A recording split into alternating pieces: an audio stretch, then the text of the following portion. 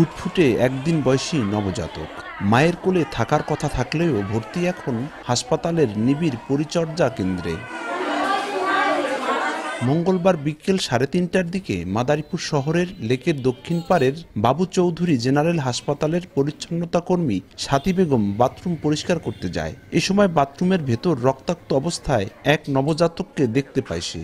খবর দেন ক্লিনিক কর্তৃপক্ষকে। শিশুটিকে উদ্ধার করে তাৎক্ষণিক ভর্তি করা হয় মাদারীপুর 250 শয্যা জেলা হাসপাতালে। যে সিমটম আমরা দেখতে পেয়েছি যে ওইখানে ডেলিভারি হয়েছে এরকম কিছু আর কি রক্তাক্ত অবস্থায় বাচ্চাটা পাওয়া গেছে।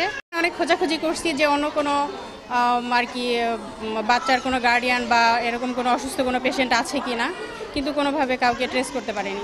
নবজাতকের অবস্থা প্রথমে গুরুতর হলেও আস্তে আস্তে উন্নতি হচ্ছে বলে জানায় হাসপাতালের সেবিকা। খুব খারাপ কন্ডিশনে ফেলে গেছে, ও ঠান্ডা হয়ে গেছিল শরীর, আমরা থার্মাল কেয়ারে দিছি, অ্যান্টিবায়োটিক পাচ্ছে, ইনজেকশন চালু হয়েছে, এখন মুখে খাবারের জন্য স্যালাইন চালু হয়েছে, এগুলা চলতেছে আপাতত।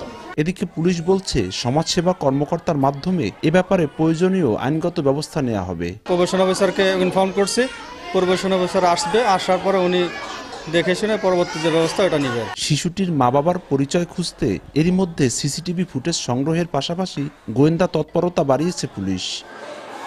সঞ্জয় কর্মকার, অভিজিৎ, সময় সংবাদ, মাদারীপুর।